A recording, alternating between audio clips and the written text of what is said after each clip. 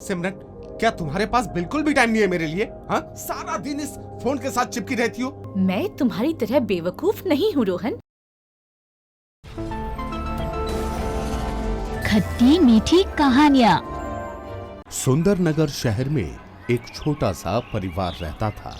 उस परिवार में गीता और उसका बेटा साथ रहते थे। गीता की अब उम्र बढ़ रही थी, इसलिए उसने रोहन से पूछे बिना उसकी शादी राधिका से कर दी। रोहन सबसे ये बात छुपाता है कि वो सिमरन से प्यार करता था, पर ये बात उसने किसी को नहीं बताई थी। कुछ दिनों के बाद माँ, मैं ऑफिस जा रहा हूँ, अब शनिवार को ही लौटूंगा। अच्छा, तुम्हें कुछ चाहिए हो तो बताना, मैं लेता आऊंगा। नहीं बेटा, मुझे कुछ नहीं चाहिए। पर बेटा एक बात बोलूं, तू यहीं कहीं जॉब क्यों नहीं कर लेता? तू शहर से इतनी दूर क्यों काम कर रहा है? अब तो तेरी जिंदगी में राधिका भी आ गई है।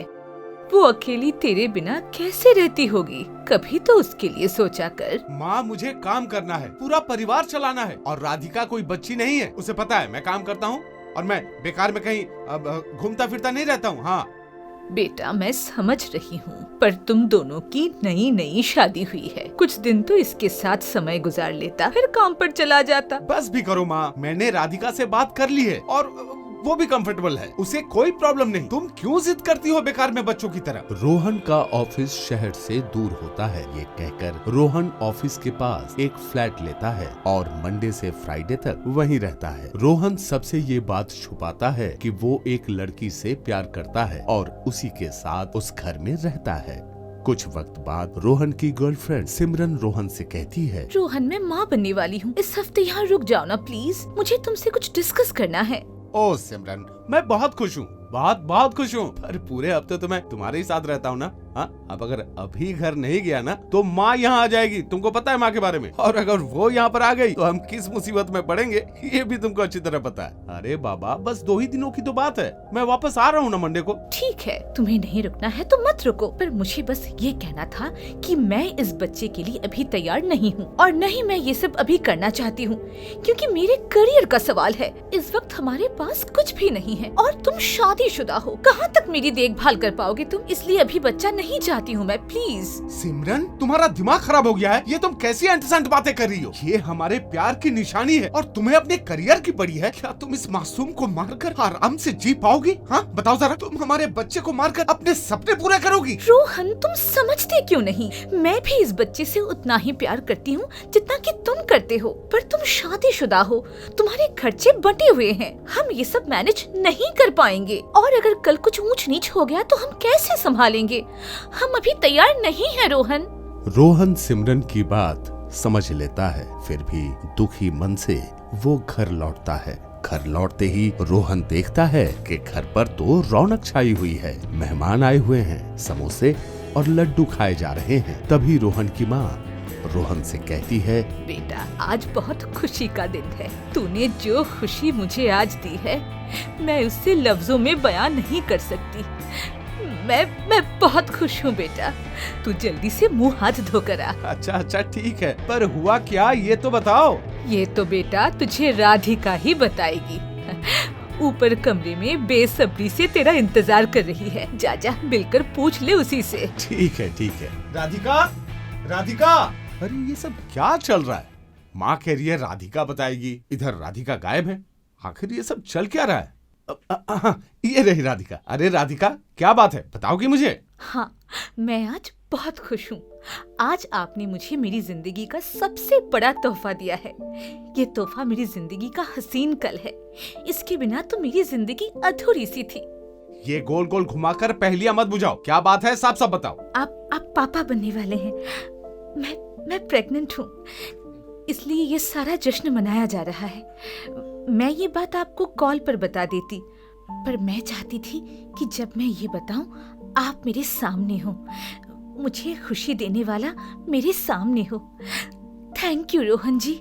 रोहन दुखी तो था, पर यह बात सुनने के बाद रोहन को लगा कि सिमरन सही कह रही थी और वो राधिका की खुशी में शामिल हो जाता है। उसके 2 दिनों के बाद रोहन सिमरन के पास जाता है और उसे कहता है, सिमरन तुम सही थी। सॉरी हाँ, मैंने तुम्हें कितना गलत शलत बोला और तुम्हें गलत समझा मैंने, पर अब मैं जान चुका हूँ तुम सही थी और तुम बिल्कुल ठीक कह रही थी। Sorry Simran and please take your time. कोई बात नहीं रोहन, इट्स ओके। चलो अब ऑफिस जाना है हमें, वरना हम लेट हो जाएंगे। समय गुजरता जाता है, पर सिमरन की कुछ आदतों की वजह से रोहन अब थोड़ा परेशान होने लगा था, क्योंकि सिमरन अब उसे ज्यादा वक्त नहीं दे रही थी। इसी सोच विचार में रोहन कार चला के घर की तरफ जा रहा था, तभी उसका एक्सीडेंट हो जाता है। रोहन बहुत मुश्किल से सिमरन को फोन लगाता है।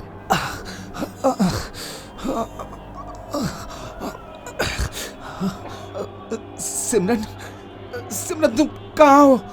मेरा एक्सीडेंट हो गया है। सिमरन तुम जल्दी आओ, मुझे तुम्हारी बहुत जरूरत है। सिमरन प्लीज। उस वक्त सिमरन अपने बॉस विक्रम के साथ एक कॉफी हाउस में बैठकर कॉफी पी रही थी। रोहन मैं अभी बहुत जरूरी मीटिंग में हूँ, देख लो अगर तुम खुद मैनेज कर सकते हो तो बहुत अच्छा रहेगा। Please, I am so sorry. तुम्हें ज्यादा चोट तो नहीं लगी ना? अच्छा चलो मैं बाद में बात करती हूँ तुमसे। Okay bye. रोहन सिमरन की इस बात से बहुत हर्ट फील करता है और वो सोचने लगता है कि अब किसे कॉल करे। तभी उसके दिमाग में राधिका की याद आती है और थोड़ा सोच विचार करने के बाद रोहन राधिका को फोन करता है और अपने एक्सीडेंट की बात बताता है। एक्सीडेंट की बात सुनते ही राधिका भागी चली जाती है और रोहन को डॉक्टर के पास ले जाती है। तभी डॉक्टर कहता है, राधिका जी, मैंने आपको ज्यादा चलने फिरने से मना किया था। ये आपकी प्रेगनेंसी का फर्स्ट मंथ है और आप यहाँ चली आई। आपको न तो अपनी फिक्र है न अपने बच्चे की। डॉक्टर साहब, मेरे लिए मेरे पति से ज्यादा कुछ भी इम्पोर्टेंट नहीं है, न मेरी जिंदगी न मेरा बच्चा। अगर मेरे पति ही नहीं होंगे तो मैं जी के क्या करूँगी? मेरे पति तो मेरा वजूद हैं, उनके बिना तो मैं वैसे भी कुछ भी नहीं हूँ। मुझे ये जानकर बहुत खुशी हुई है कि आप जैसे लोग भी इस दुनिया में हैं। रोहन डॉक्टर और राधिका की बातें सुन लेता है। उस दुर्घटना के बाद रोहन को ये समझ आ जाता है कि वो राधिका के साथ गलत कर रहा था, इसलिए वो सिमरन से अब मिलना जुलना कम कर देता है, जिससे सिमरन चिढ़ जाती है। पर सिमरन रोहन को बहुत पहले से ही धोखा दे रही थी।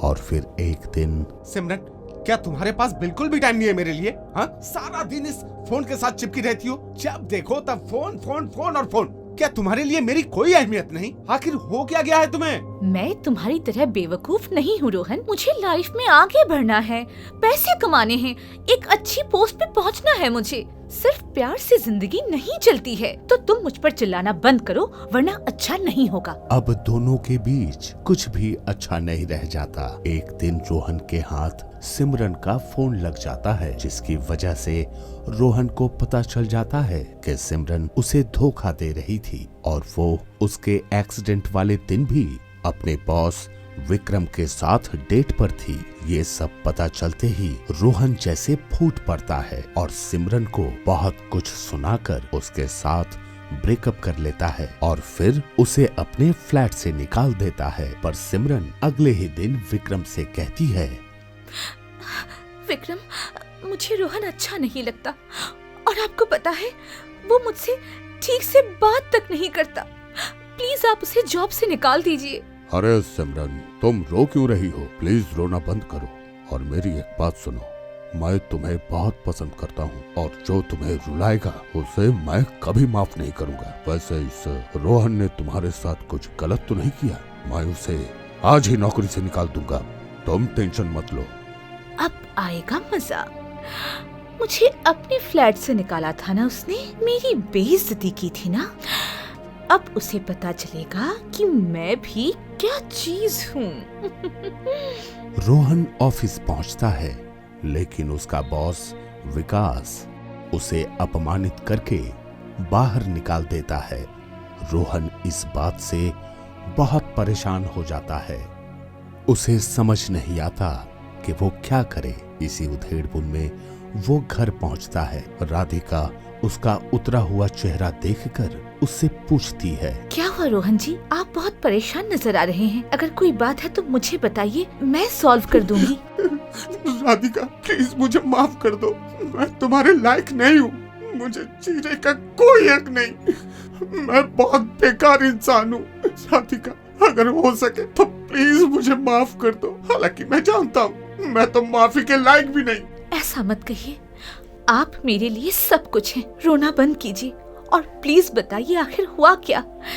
मैं हूँ ना आपके साथ। रोहन राधिका को सिमरन के बारे में सब कुछ बता देता है और ये भी कि उसकी नौकरी कैसे गई। राधिका को ये बातें सुनकर बहुत दुख होता है, पर वो रोहन को माफ कर देती है और अगले ही दिन विक्रम के ऑफिस जाकर उससे मिलती है और विक्रम से कहती है, नमस्ते, मैं रोहन की वाइफ हूँ सर। आपने कल उन्हें निकालकर सही नहीं किया और जिसके लिए निकाला वो बहुत गलत लड़की है। वो आपका भी इस्तेमाल करेगी और फिर आपको छोड़ देगी, बिल्कुल जैसे उसने रोहन जी के साथ किया। ये देखिए प्रूफ, उसके पेट में रोहन जी का बच्चा था, उसने उसे गिरा दिया। आपने इतना कुछ जानते हुए भी रोहन को माफ कर दिया। बहुत बड़ा दिल है आपका और मैं खास तौर से आपका शुक्रिया अदा करना चाहता हूँ कि आपने मेरी आंखें खोल दी। ये लड़की सिमरन गिरी हुई और घटिया लड़की है। जी हाँ, मैंने उन्हें माफ कर दिया क्योंकि उन्होंने मुझे खुद सच बताया और मैं उनकी वाइफ हूँ। उन्हें हर बुरी बला से बचाना मेरा धर्म है।